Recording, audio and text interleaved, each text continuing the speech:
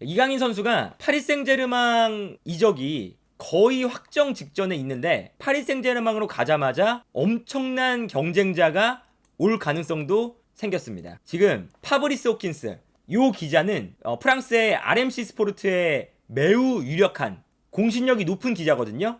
그런데 이 기자가 현재 맨체스터 시티가 베르나르도 실바에게 7천만 유로 이상을 요구하고 있고, 그리고 파리 생제르맹은 베르나르도 실바를 노리고 있다 라는 이야기를 올렸어요. 그래서 파리 생제르맹이 베르나르도 실바를 굉장히 오래전부터 노렸었거든요.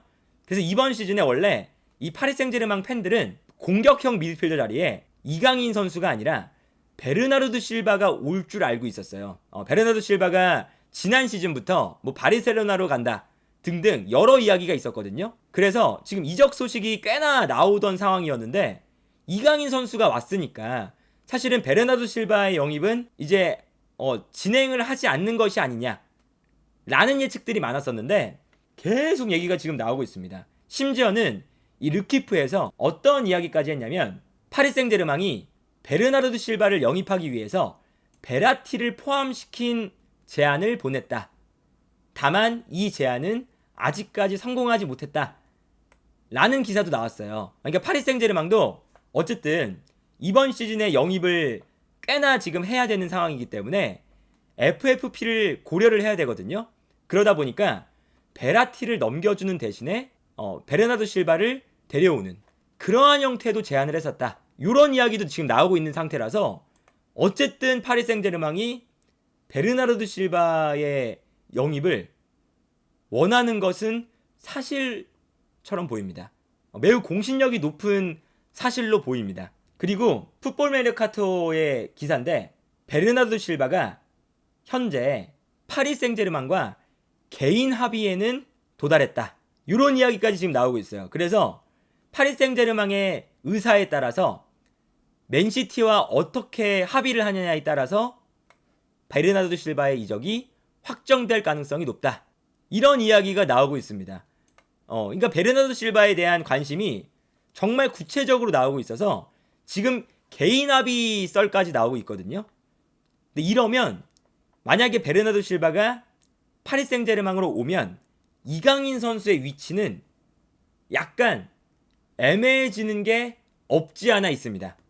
실제로 이강인 선수가 파리 생제르맹에 갔을 때 주전급으로 뛸 것이다 라고 말씀을 드렸던 게 어떤 게 있냐면요, 현재 파리 생제르맹이 공격 라인의 선수가 부족해요. 스쿼드를 보시면 미드필더 라인에는 베라티, 비티냐, 솔레르, 파비안 루이스 이렇게 좋은 선수들이 많은데 공격 라인에는 음바페, 네이마르, 메시는 이제 나갈 예정이니까 7월 1일부터 마이애미 선수죠. 그러다 보니까 요 두 선수밖에 없는 상태예요. 심지어 음바페도 떠날 가능성이 있다 없다 지금 얘기가 많이 나오고 있죠. 그러다 보니까 공격 라인의 선수가 부족해서 요 공격 라인의 이강인 선수가 배치될 가능성이 높았습니다. 그런데 지금 돌아가는 상황을 보면요, 어떤 얘기가 있냐면 일단 음바페는 나는 안 나간다, 다음 시즌에 자유계약으로 나갈 것이다 라는 입장이고, 네이마르는 당연히 고정 멤버로 한 명 들어가는 거고, 그리고 요 최전방 공격수도 이번 시즌에 파리 생제르맹이 영입이 예정되어 있는 자리예요. 어떤 선수가 올지 모르겠지만 9번 공격수는 무조건 영입할 거거든요.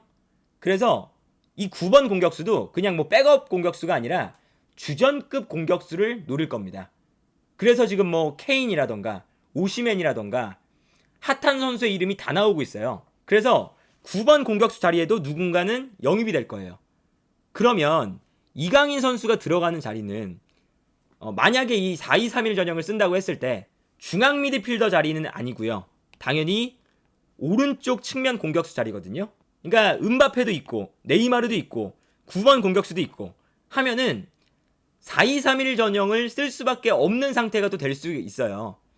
어떤 감독이 올지 모르겠지만 이 스쿼드의 운영상 4-2-3-1에 가까운 전술을 쓸 수밖에 없는 스쿼드가 될 수가 있습니다. 근데 이렇게 되면 이 오른쪽 자리에 이강인 선수가 현재로서는 경쟁력이 앞서 있거든요. 물론 이 자리에 아센시오도 이강인 선수와 함께 동시에 영입이 되지만 이 자리에 아센시오보다는 이강인 선수가 앞서 있다고 봐요. 근데 여기서 만약에 베르나르도 실바가 온다 라고 하면 여기서부터 이제 문제죠. 이강인 선수가 물론 잘하지만 베르나르도 실바는 현재 월드 클래스에 있는 공격형 미드필더 내지는 중앙 미드필더이기 때문에 이강인 선수가 지금 당장 밀어내기에는 벅찬 자원이에요. 당연히. 그래서 지금 이 베르나르도 실바가 오면 심지어 왼발을 쓰고 어쨌든 오른쪽에 배치가 되면 약간 중앙 지역으로 접고 들어오는 이러한 형태의 플레이를 또 즐겨하고 이강인 선수의 활동 반경과 매우 흡사한 선수거든요. 심지어 이강인 선수처럼 중앙 미드필더도 되고 공격형 미드필더도 되고 오른쪽 왼쪽에 다 설 수도 있고 심지어 베실바는 이번 시즌 맨시티에서 풀백으로 뛰었던 적도 있어요.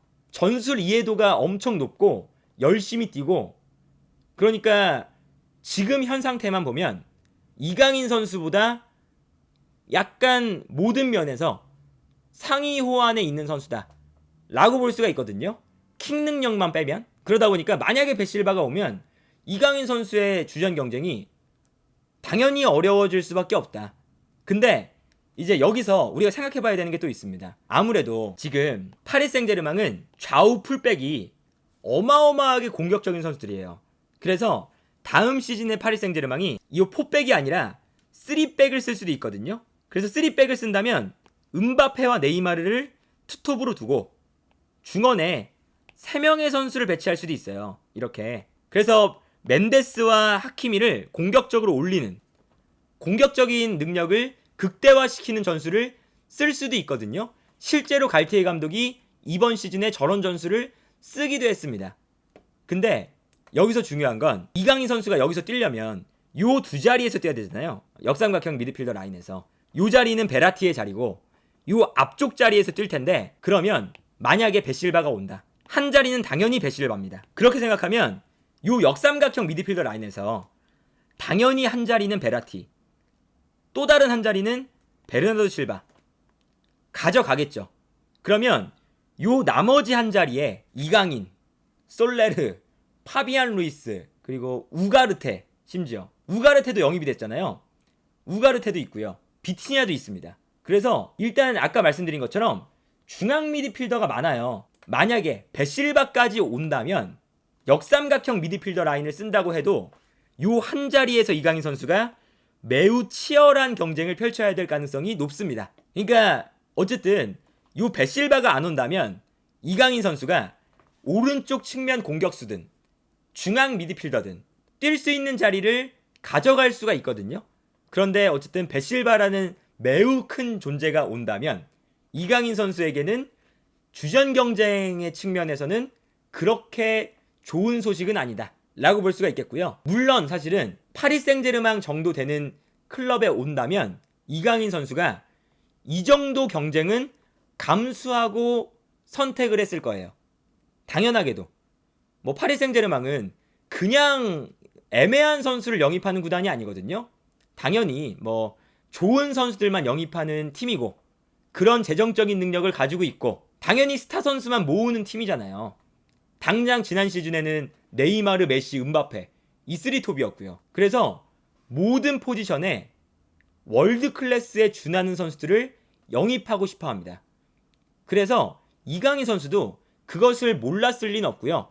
당연히 가서 경쟁을 해야 되는 건 당연하고 베르나르도 실바가 오지 않더라도 경쟁을 열심히 해야 돼요.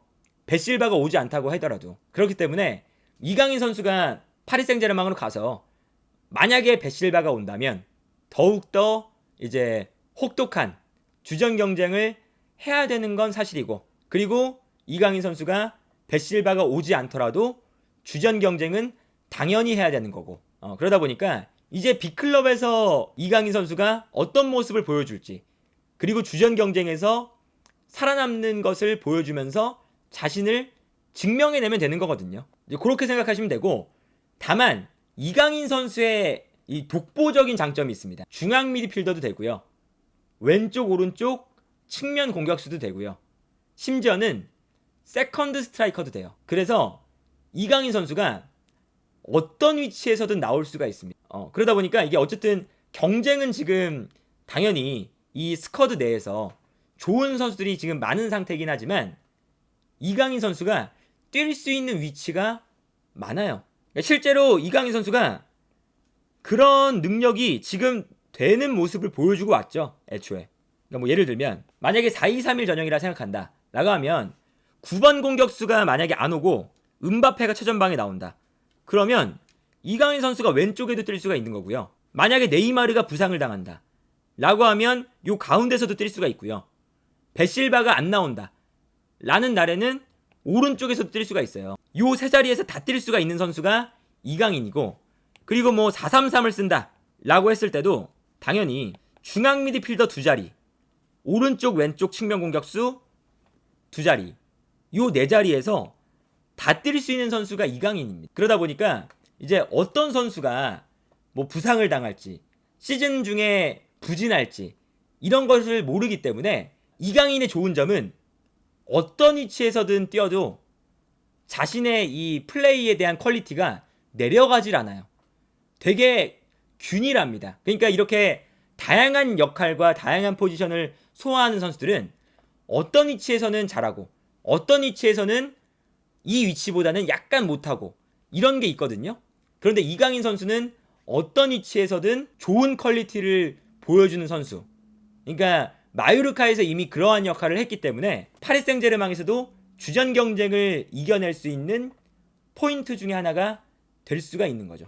다만 여기서 이강인 선수의 이번 시즌 주전 경쟁에 좋지 않은 소식은 뭐냐? 아시안 게임이 9월 달에 있습니다. 이거는 이강인 선수의 주전 경쟁에 그렇게 좋은 소식은 아니에요. 당연히 군면제가 걸려있기 때문에 아시안 게임에 이강인 선수가 당연히 나가고 싶을 거고, 그리고 나갈 텐데, 그런데 9월 달에 아시안 게임이 있으면 시즌 초반이에요. 그러면 시즌 초반에 감독의 눈에 들고, 당연히 새로운 시즌이기 때문에 감독이 또 새로 오잖아요. 새로운 감독이 오는 상황에서 시즌 초반은 전술을 다지는, 이 전술에 맞는 선수를 찾는 그러한 시간을 갖게 되거든요. 그런데 이강인 선수가 시즌 초반부터 한 달을 빠진다. 이렇게 되면 주전 경쟁에는 그렇게 좋은 소식만은 아니죠. 아무튼 그래서 뭐 아시안 게임도 있고, 그리고 가뜩이나 이 파리 생제르맹의 스쿼드가 좋은데 베르나르도 실바까지 온다 라고 하면 이강인 선수의 주전 경쟁은 험난해질 수가 있습니다. 하지만 여기서 우리가 생각해야 되는 건, 아직 베르나르도 실바의 파리 생제르맹 이적은 아직까지 구체적인 링크까지는 아니에요. 그러니까 파리 생제르맹이 관심이 있는 건 사실인데 영입 가능성이 엄청나게 높다 라고까지는 할 수가 없습니다. 다만 지금 르키프나 파브리스 호킨스, 유력한 매체와 유력한 기자들이 파리 생제르맹이 베르나르도 실바에게 관심이 있는 건 사실이다 라고 지금 컨펌을 하고 있기 때문에, 그래서 요 베르나르도 실바의 이적도 이강인 선수의 이적과 맞물려서 면밀하게 관찰해 볼 필요가 있다, 이렇게 볼 수가 있는 거죠.